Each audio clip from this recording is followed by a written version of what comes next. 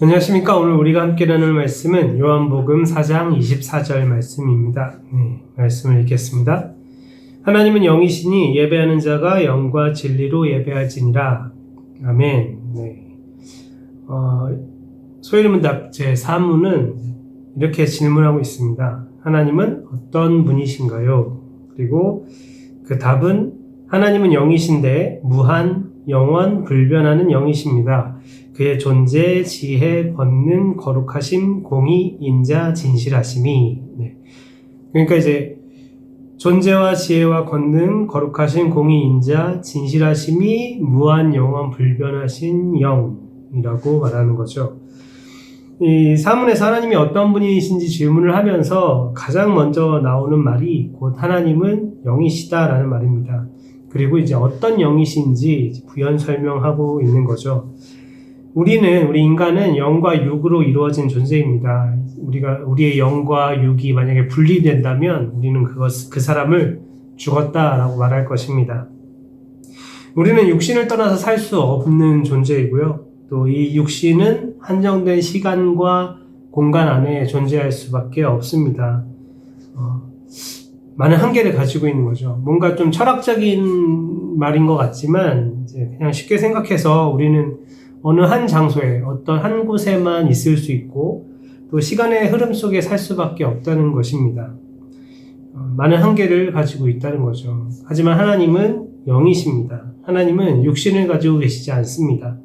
종종 성경에서 하나님의 손이, 하나님의 눈이, 하나님의 발등상 이런 표현들을 쓰는데 그런 것은 이제 우리가 이해하기 쉽게 이제 비유로 표현하고 있는 것일 뿐이죠.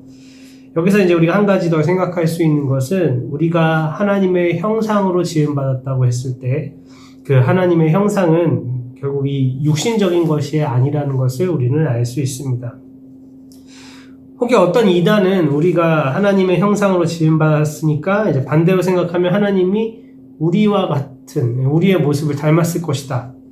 그래서 우리가 인간이 남자와 여자로 세상의 모든 피조물이 남자와 여자로 존재하니까 암컷 수컷으로 이렇게 존재하니까 하나님도 남자 하나님 여자 하나님이 있고 그래서 아버지 하나님 어머니 하나님이 있다 이런 식으로 말도 안 되는 주장을 펼치기도 합니다. 하지만 다시 말씀드리지만 우리가 하나님의 형상으로 지음받았다고 할 때 그 하나님의 형상은 육체적인 모습을 의미하는 것이 아니라 바로 하나님의 성품, 하나님의 속성 그것을 따라서 우리가 지음받았다라는 말씀입니다.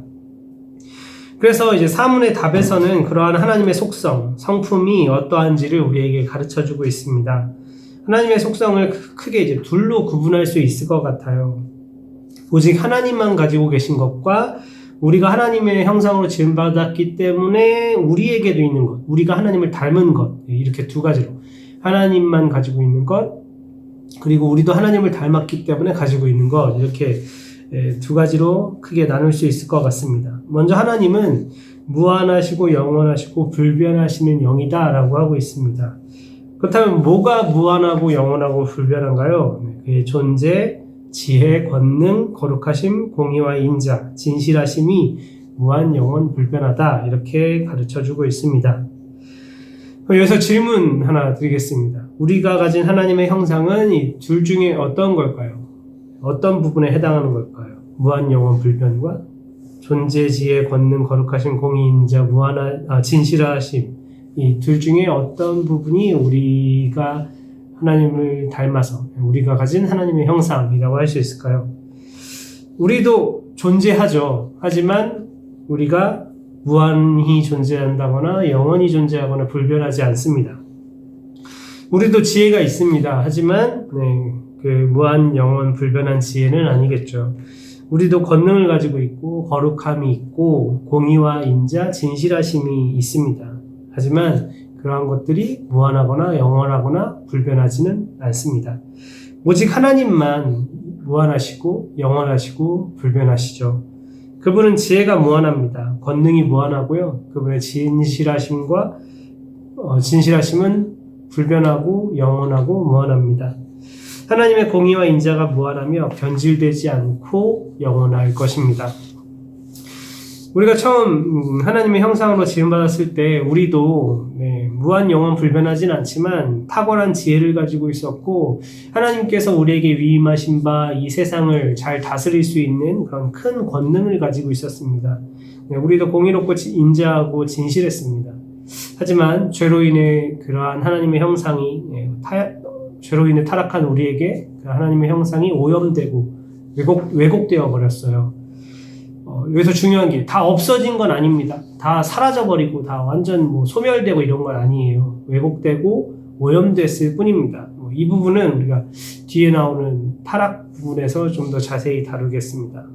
다시 하나님께로 돌아와서 하나님은 그의 존재, 지혜, 권능, 거룩하심, 공의, 인자, 진실하심이 무한 영원 불변하시는 영이십니다. 그런데 이런 되게 좀 추상적인 것 같잖아요. 존재가 지혜, 권능, 거룩하심, 공의, 인자, 진실하심. 그게 무한 영원 불변. 이런 좀 추상적인 것처럼 느껴지고 이런 걸 아는 게 하나님의 성품, 하나님의 속성을 우리가 알아서 뭐 할까 이런 생각을 할 수 있을 것 같습니다. 이런 질문들을 할 수 있을 것 같은데 이게 중요한 이유가 있습니다. 이러한 하나님의 속성이, 하나님의 성품이 중요한 이유는 결국 뒤에 이어질 하나님의 작정, 그러니까 하나님이 일하시는 것, 하나님의 일하심이 이 모든 속성과 연결되어 있기 때문입니다. 우리가 하나님이 어떤 성품을 가진 분인가를 제대로 알 때 그분이 하시는 일에 대해 더 잘 이해할 수 있고 또 신뢰할 수 있고 또 우리가 소망을 품을 수 있기 때문입니다. 하나님은 무한한 지혜와 권능을 가진 분이십니다. 그렇기 때문에 우리는 하나님께서 어떤 일을 작정하고 실행하실 때 그 일이 결코 실패하지 않을 것이라는 것을 반드시 성취될 것이라는 것을 우리는 신뢰할 수 있습니다. 거기서 우리가 또 소망을 품을 수 있겠죠.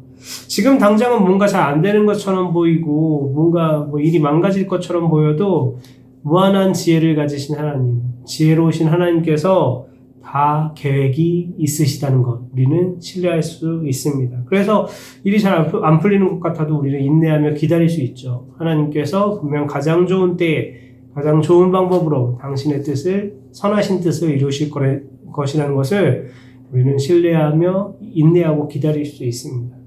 또 하나님의 공의와 인자가 무한하고 영원하고 불변하시기 때문에 악한 일을 꾀하고 죄악된 일을 행하는 사람들, 그런 사람들이 지금 당장은 막 떵떵거리고 잘 사는 것처럼 보여도 결국은 하나님의 공의가 이루어지고 그들이 하나님의 심판대 앞에 서게 될 것이라는 것을 우리는 잘 알고 있습니다. 신뢰할 수 있습니다. 믿을 수 있습니다. 반대로 그들로 인해, 그런 악한 자들로 인해 고통당하던 사람들이 결국 하나님의 인자하신 돌봄을 받게 되고 하나님의 은혜 가운데 또 평안을 누리게 될 것이라는 것, 우리는 그것도 소망하고 믿을 수 있습니다. 하나님의 진실하심이 불변하고 영원하실 것이기 때문에 결국 하나님께서 말씀하신 것은 다 이루어질 것이다라는 걸 우리는 믿고 신뢰할 수 있습니다. 그래서 성경에서도 하나님은 이렇게 말하곤 하시죠. 나 여호와가 말하였노니 이루리라. 하나님께서 그렇게 말씀하신 것은 허언이 아닙니다. 하나님은 허언증이 있는 분이 아니죠. 반드시 말씀하신 것을 성취하시는 분, 진실하기 때문에 또 그분이 하시는 일은 정의롭고 공의롭고 또 우리를 향하신 하나님의 인자하심이 불변하지 않고 영원할 것이고 그분이 그저 다정한 힘없는 존재가 아니라 권능과 지혜가 있는, 그것도 무한한 권능과 지혜가 있는 분이시기 때문에 그분의 행하심을 우리는 기대할 수 있고 소망할 수 있습니다. 어떻습니까? 하나님이 어떤 분이신지 그분의 성품이 우리의 믿음과 소망과 인내와 우리의 사랑의 행위와 그 모든 것의 근거가 될 수 있지 않겠습니까? 성경의 수많은 이야기들은 하나님의 성품, 하나님이 어떤 분이신지, 어떤 성품을 가지고 계시고, 어떤 속성을 가지고 계시는지 우리에게 계속 가르쳐주고 알려줍니다. 그렇기 때문에 우리가 혹시 말씀을 읽고 묵상하실 때 그 부분을 잘 찾아보셨으면 좋겠어요. 이 본문을 통해서 우리가 알 수 있는 하나님의 속성, 하나님의 성품, 하나님의 어떤 분이신가 그거를 이렇게 체크하고 하나님이 등장하시는 부분 있잖아요. 하나님이 놀랍게 일하시는 분, 역사하시는 그런 부분들을 읽어나갈 때 하나님의 성품을 이렇게 찾아보고, 이 일을 통해, 이 사건을 통해, 이 내용을 통해 하나님이 어떤 분이신지 알 수 있겠다. 이런 내용들을 찾아가면서 말씀을 읽고 묵상하는 것이 참 정말 우리에게 은혜가 됩니다. 네, 그래서 오늘 하루도 우리가 이 시간뿐만 아니라 또 혹시 개인적으로 말씀을 읽고 묵상하시는 시간, 또 뭐 목사님의 말씀을 듣는 시간, 설교를 들을 때에도 이 내용 안에서 하나님의 어떤 성품을 우리가 발견할 수 있을지. 예수님을 통해서는 참 하나님의 인자하심이 많이 드러나죠. 또 예수님이 많은 기적과 이런 이적들을 행하실 때에는 하나님의 권능과 지혜를 우리가 또 엿볼 수 있고, 그런 부분들을 찾으면서 또 하나님을 점점 더 알아가는, 말씀을 통해 하나님을 알아가고, 또 그런 체험들이, 성경 말씀에 나오는 그런 놀라운 일들, 또 하나님의 자비의 손길들, 그런 은혜의 체험들이 우리 삶에도 넘치게 되기를, 그래서 우리 삶에 하나님의 놀라운 손길들, 잘 보이지 않았던 손길들을 발견할 수 있는 우리 성도님들 되시기를, 그래서 그 은혜와 사랑을 누리는 우리 모두가 되기를 주님의 이름으로 축원합니다. 기도하겠습니다. 하나님은 우리에게 당신이 어떤 분이신지를 성경을 통해 계속해서 알려주시고 말씀해 주십니다. 우리가 말씀을 읽을 때, 말씀을 볼 때, 말씀을 묵상할 때, 또 설교를 들을 때 그 안에서 하나님이 어떠한 분이신지를 찾게 하시고 발견하게 하시고, 또 성경에서 만났던 그 하나님의 아름다운 속성들, 성품들을 또 우리 삶에서도 만나고 체험할 수 있게 하여 주시옵소서. 그래서 하나님을 점점 더 알아가고 하나님과 아름다운 동행, 아름다운 신앙생활을 해나가는 우리 모두가 되게 하여 주시옵소서. 감사드리며 우리 주 예수 그리스도의 이름으로 기도합니다. 아멘.